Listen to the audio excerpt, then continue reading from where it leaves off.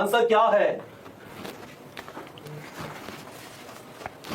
ए आना शुरू हुआ आंसर एक दो जनों का। तो बाय द वे एक और गड़बड़ होती है बच्चों के साथ एग्जाम में। जी, एग्जाम में वो क्वेश्चन नहीं आता जो आपने देखा हुआ है। बिल्कुल बिल्कुल बिल्कुल, है ना? और ज्यादातर जो प्रैक्टिस स्टूडेंट करके जाते हैं वो देखे हुए क्वेश्चन भी करके जाते हैं। तो इधर देखिए बेटे, एक शब्द है क्रॉसिंग ओवर। सो मैंने देख लिया आप लोगों के आंसर बिल्कुल बिल्कुल प्रेडिक्टेबल पैटर्न पे जा रहे हैं। सो हमने कहा क्रॉसिंग ओवर है। Crossing over is exchange of segments between non sister chromatids of homologous chromosome. So दोबारा ढंग की राइटिंग में लिख देता हूं, मैंने ये कहा exchange of segments between non sister chromatids of homologous chromosome. So chromatids of homologous chromosome. So अब बड़े ध्यान से देखिए बेटे, सो क्या आपको लगता है कि क्रोमोसोम नंबर 20 और क्रोमोसोम नंबर 4 होमोलोगस है? सो बड़े ध्यान से देखिए, क्या क्रोमोसोम नंबर 4 और क्रोमोसोम नंबर 20 होमोलोगस है क्या? यहां पर हम ये देख रहे हैं कि there is an exchange of segment between non homologous chromosome. ये हेटेरोलोगस क्रोमोसोम्स के बीच में क्या हुआ है बेटे? एक्सचेंज ऑफ सेगमेंट हुआ है। इसीलिए मेरा आंसर बेटे क्रॉसिंग ओवर नहीं हो सकता।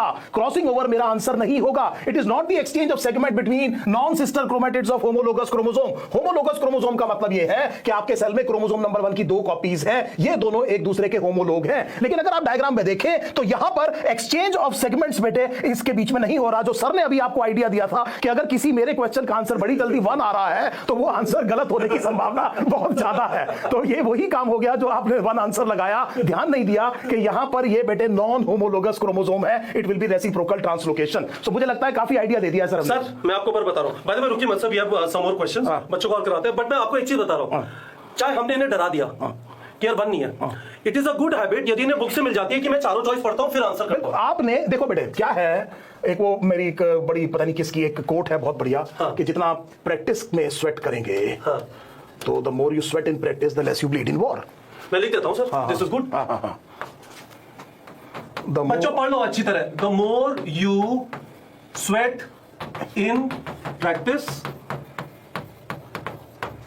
The less you bleed body fluids and circulation in war।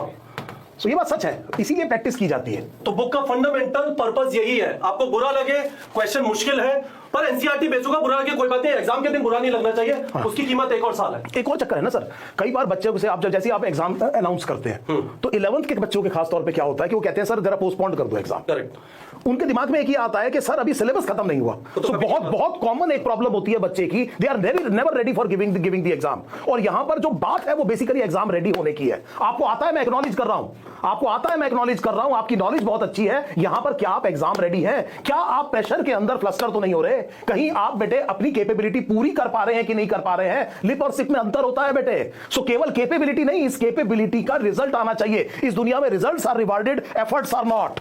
आपके पेरेंट्स हो सकता है आपसे ये कहें कि चलो बेटे कोई बात नहीं, बहुत मेहनत करी थी, लेकिन ये बात तो आप भी इतने बड़े हो गए, आप जानते हैं कि ये दुनिया बेटे बड़ी खराब है। ये केवल रिजल्ट पूछती है, ये पूछती है हुआ क्या। So this is the basic problem बेटे, this is the basic problem. दुनिया में लोग अपने दुख से दुखी नहीं है बेटे, दूसरे के सुख से दुखी है। मेरा मतलब यह है कि आई वांट टू बी, मैंने मेहनत करी है, मैं एक इंपैक्टफुल मेहनत करना चाहता हूं। I want to be on the right side of the line.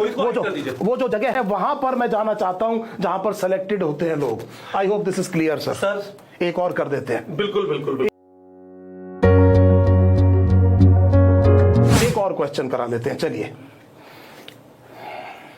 ये थोड़ा मुश्किल है, इसको रहने देते हैं। ये अभी डायग्राम के छोड़ देते हैं, यहां पर करते। चलिए बताइए, चलिए बहुत सिंपल क्वेश्चन है। The number of water molecules needed to hydrolyse a polymer made up of 51 monomers will be. So dehydration synthesis के बारे में 51 पॉलीमर्स को आपने जोड़ा है, इनको हाइड्रोलाइज करेंगे तो आपको कितने वाटर मॉलिक्यूल चाहिए?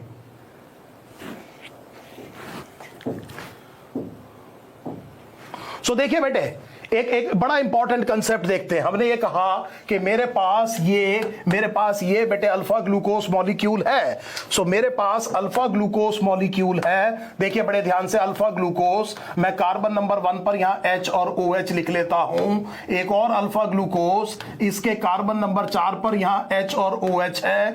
डिहाइड्रेशन सिंथेसिस मेरी एनसीईआरटी ने पढ़ाया है। अगर मुझे इन दोनों को जोड़ना है तो इसमें से वाटर मॉलिक्यूल बाहर निकालना पड़ेगा, और वाटर मॉलिक्यूल निकाल निकालने के लिए आपने एक से H निकाला, एक से OH, और इस ऑक्सीजन से इस ऑक्सीजन मोइटी से आपने दोनों को जोड़ दिया, ये एक डाइसैकराइड बन गया, ये एक डाइसैकराइड बन गया। इसको आपने कहा डिहाइड्रेशन सिंथेसिस। अगर आप एक और जोड़ना चाहते हैं तो यहां पर फिर कार्बन नंबर 1, यहां पर ये कार्बन नंबर 4, इसके बीच में आपने HOH, ये एक बेटे क्या किया है, डिहाइड्रेशन सिंथेसिस किया है। इसका मतलब यहां पर भी एक वाटर मॉलिक्यूल निकाला है। अगर आपने जोड़ने के लिए वाटर मॉलिक्यूल निकाला है तो तोड़ने के लिए वाटर मॉलिक्यूल ऐड करना पड़ेगा। 3 को जोड़ने के लिए 2 वाटर मॉलिक्यूल निकाले हैं, 51 को जोड़ने के लिए 50 वाटर मॉलिक्यूल निकाले होंगे। इसका मतलब हाइड्रोलिसिस करने के लिए 50 वाटर मॉलिक्यूल्स चाहिए, और यही वो वजह है कि डाइजेशन को हाइड्रोलिसिस कहा जाता है और डाइजेस्टिव एंजाइम्स को हाइड्रोलिसिस कहते हैं।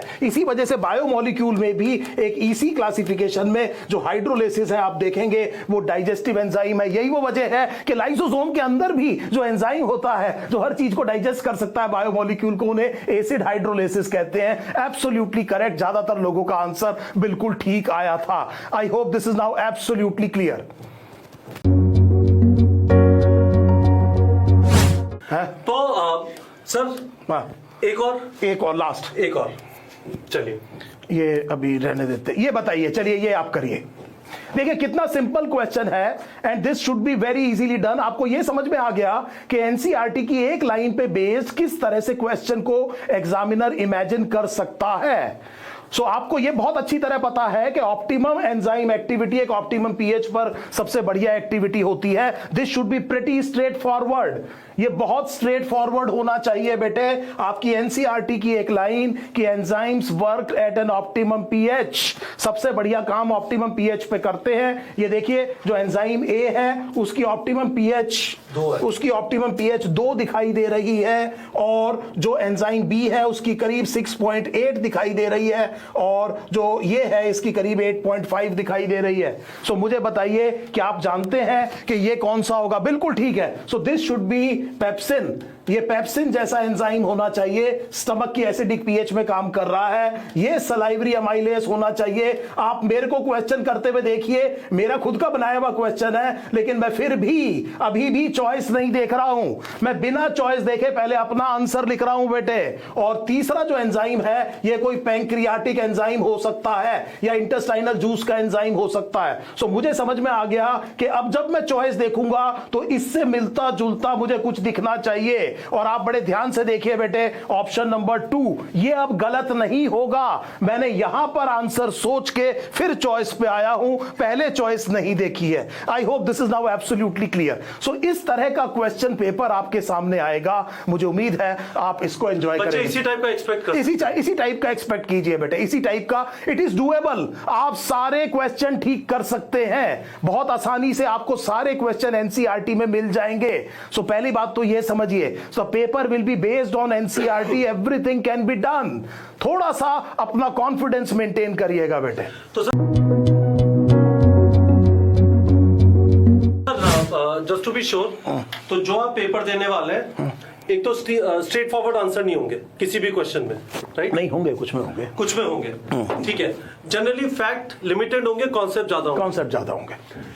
तो fact limit, by the way guys, इस बार का पेपर देखेंगे बहुत सारे साइंटिस्ट के नाम नहीं पूछे हैं। हाँ, नहीं पूछे 2022 में। तो यदि आपने अपनी लाइफ साइंटिस्ट के नाम, और एक और बात बता दूं सर, इस बार पेपर 2-3 बार हुआ है और सब में ऐसा ही है, सब में ऐसा है। तो इसका मतलब ये ट्रेंड है। Correct. अब आप कह सकते हैं कि ये ट्रेंड है। करेक्ट। अब आप ये नहीं कह सकते चलिए वन ऑफ फिनोमिना होता। करेक्ट। तो वन ऑफ फिनोमिना होता तो ऐसा नहीं है। गंगानगर का पेपर भी Correct. मेरे ख्याल से उसमें इस तरह के क्वेश्चन नहीं है सर, और मोटे क्वेश्चन, और अब्रॉड वाला पेपर भी अच्छे क्वेश्चंस थे। तो इसका मतलब देयर इज अ चेंज। और ये चीज फिजिक्स केमिस्ट्री में भी थी। फिजिक्स केमिस्ट्री में भी असर्शन रीजन क्वेश्चन थे, उसमें भी स्टेटमेंट बेस्ड क्वेश्चन थे। सो इसका मतलब ये अक्रॉस द पेपर बात थी, एक पेपर में नहीं था। अब आप कह सकते हैं कि there may be a trend evolving here, और इस तरह से आप और प्रीएम्प्ट करेंगे। सो मैं भी आपके लिए प्रीएम्प्ट करूंगा, क्या एनसीईआरटी पे बेस्ड किसी और तरीके से क्वेश्चन भी बनाया जा सकता है। उस तरह के भी क्वेश्चंस आपसे पूछेंगे, ताकि आप अगर पेपर में जाएं तो you should not be surprised, आपने उस तरह का क्वेश्चन पहले से ही किया हुआ हो। सो इसी से लिमिटेड नहीं है, मैं जो टेस्ट लूंगा आपसे उसमें कुछ नए तरह के और क्वेश्चंस जरूर डालने की कोशिश करूंगा।